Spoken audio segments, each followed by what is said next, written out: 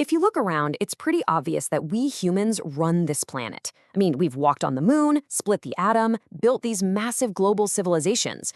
But have you ever really stopped to ask, why? How did one particular species of ape, Homo sapiens, go from being just another animal to, well, the master of Earth? All right, let's get into it. Because here's the thing you have to remember. For most of our existence, we just weren't that special. For millions of years, our ancestors were just another mammal. You know, they loved, they played, they fought for status, but so did chimps and baboons. They had absolutely no clue their descendants would one day be building rockets. So what was it? What was the secret ingredient that flipped the switch?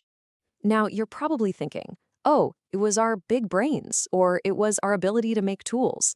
And yeah, those are definitely part of the story. But humans had big brains and sharp stones for over 2 million years, and we were still kind of insignificant creatures. The real answer, the thing that catapulted us to the top, is something way stranger and honestly a lot more powerful. To really understand our rise to power, we first have to appreciate just how humble our beginnings actually were. So let's rewind the clock, way back. Okay, so check out this timeline. Our genus, Homo, shows up about 2.5 million years ago. But our specific species, Homo sapiens, that's us, we don't appear until way later, around 200,000 years ago. And the real game changer, this thing called the cognitive revolution, that's only 70,000 years ago. That means for the vast, vast majority of our time on this planet, we were just another animal trying not to get eaten. And I really mean that. We were not the apex predators we are today. Not even close. For millions of years, humans were stuck right in the middle of the food chain. We hunted little animals, we gathered plants, and more importantly, we were hunted by bigger predators like lions. One of our special skills? Waiting for a lion to finish its kill, then running in, scaring off the hyenas, and using our stone tools to crack open the leftover bones to get at the marrow inside. We were scavengers, not kings of the savannah. But here's where the story gets really wild. For a very long time, we weren't alone. We have this idea of human evolution being a straight line from some ape-like creature to us. But that's just not how it happened.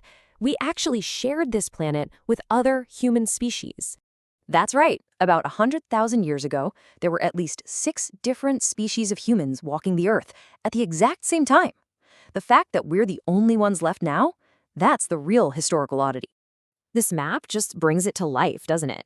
While our Sapiens ancestors were evolving over here in East Africa, you had the tough, burly Neanderthals adapted to the cold of Europe.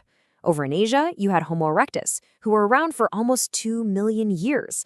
And then there were others, like the tiny Homo floresiensis on an island in Indonesia.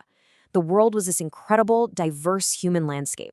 Which, of course, leads to a pretty big and honestly kind of chilling question.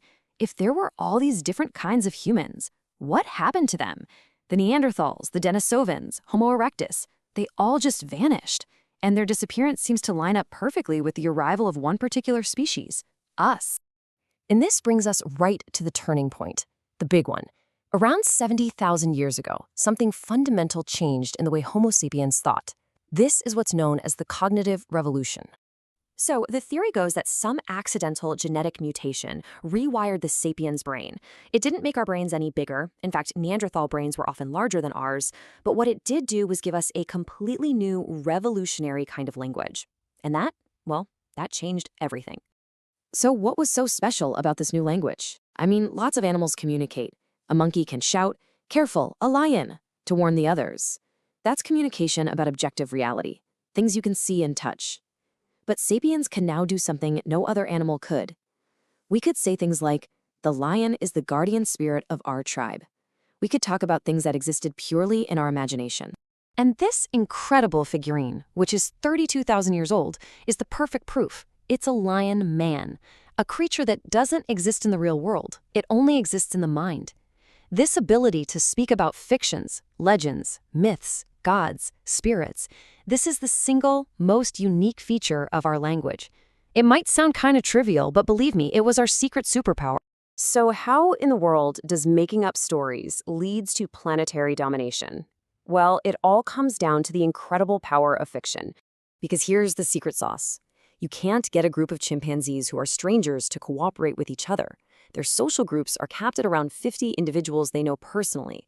But If you can get thousands or even millions of human strangers to believe in the same common myth, a tribal spirit, a nation, a god, they can cooperate on a massive scale. This ability to create these imagined realities lets sapiens work together flexibly in huge numbers, blowing past the limits of any other animal. Now, you might be thinking, okay, that's interesting for ancient tribes and stuff, but our modern world runs on the very same principle.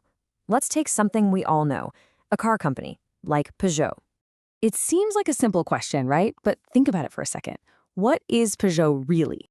Well, it's not its cars or its factories, right? You could destroy every single Peugeot car tomorrow, and the company would still exist. It's not its employees or its managers or even its shareholders.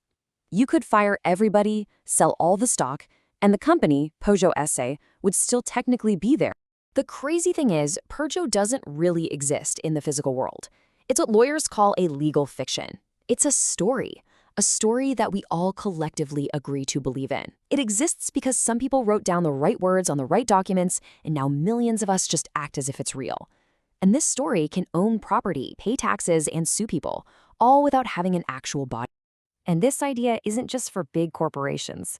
It's the foundation of, well, pretty much our entire civilization. This quote from Harari himself just lays it all out there.